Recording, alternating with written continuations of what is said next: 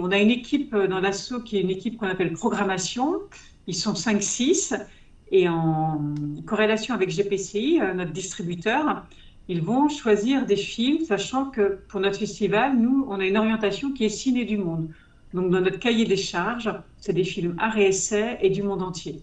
Voilà ce qu'on veut pendant ces 2 semaines, 2 films par jour, du monde entier. Donc, on a une belle orientation art et essai, mais qui date d'il y a longtemps. On a vraiment des vrais passionnés qui vont choisir ces films-là.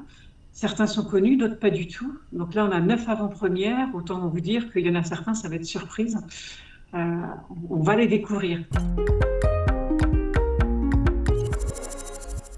Un documentaire qui s'appelle Tziganes sur la route avec Tamer Antong. C'est une association de Seine-Saint-Denis qui a fait un spectacle et qui a tourné dans toute la France. Et derrière cette association, il y a eu pendant des années Samuel, dont les parents habitent en face le cinéma. Donc là, c'est presque une rencontre avec avec nos voisins, mais sur quelque chose qui a tourné en Europe, un spectacle avec des jeunes venant de milieux défavorisés. Donc on est hyper content de voir ce que Samuel a fait et comment il œuvrait dans cette association. Après, on a les Sœurs Patanes.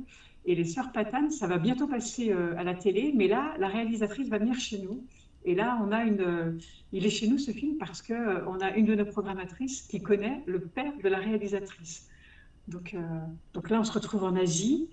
Et le dernier documentaire, c'est grâce à l'association Congo Futur qui a son siège à La Ferrière. Et pour une fois, c'est un documentaire qui parle de l'Afrique, mais par une de ses artistes. Donc l'artiste s'appelle Rhoda Makumbu et elle fait un boulot, enfin c'est magnifique ce qu'elle fait. Et là, on va parler de l'Afrique, mais de façon très belle, quoi.